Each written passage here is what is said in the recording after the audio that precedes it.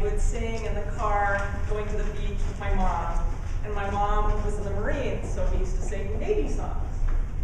And I went to Catholic school, so we'd line up in our little uniforms and we'd sing Catholic songs and patriotic songs, and at Christmas we'd sing Christmas songs. And when I was walking home from school, I'd sing Simon and Garfunkel and Joe Baez and anything really. And then I switched schools. And when I was 15, I tried out for the Glee Club. And the Glee Club director was really mean. He was like this stuffy, uptight guy in a suit. And I opened my mouth to sing, and then he was like, oh, God, oh, and, you know, like, shooed me away.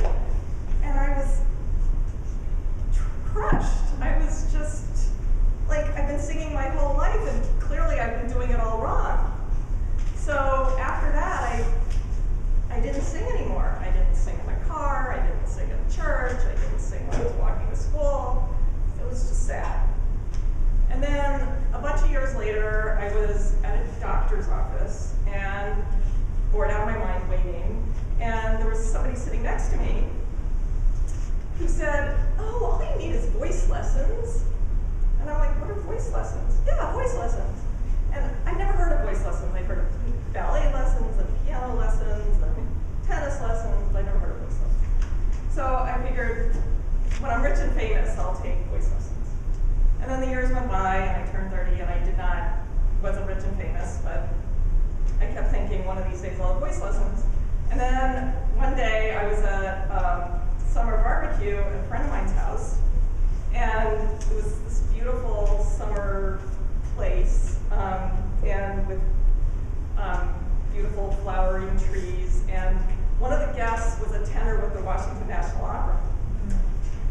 And the host asked him if he would sing to the guests. And he was like 26 years old, and he had long hair, and he was really adorable. And he was kind of shy. He was like, you know, he wasn't planning on performing. And so he said, can I warm up first? And so he warmed up, and he sang, and he was out on this balcony, and he sang to all of us, and it was like being in Romeo and Juliet or Cyrano de Bergerac. It was really beautiful. And so I went up to him afterwards, and I said, oh, you were awesome, and I've always wanted to take voice lessons. And he's like, I'll teach you. So I was like, awesome, life's too short. I could have voice lessons with this adorable opera singer person. So I started taking voice lessons, and he said, next time somebody's mean to you about singing, just say, F you, I'm a soprano. I was like, oh, awesome.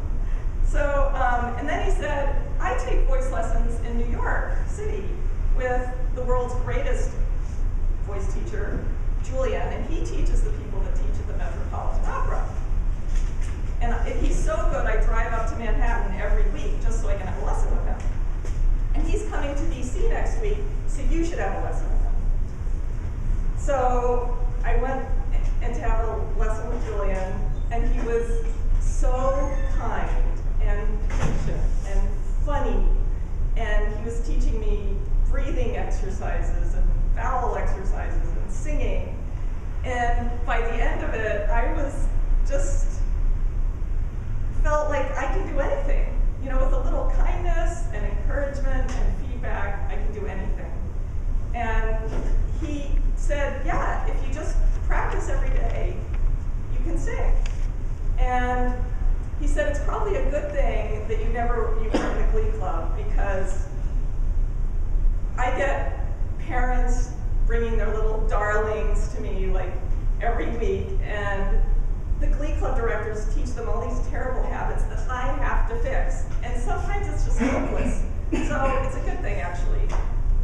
And ever since then, I've just been singing and being as kind as I can and encouraging to other people. And next week, I'm singing an open mic night at the Zoo Bar.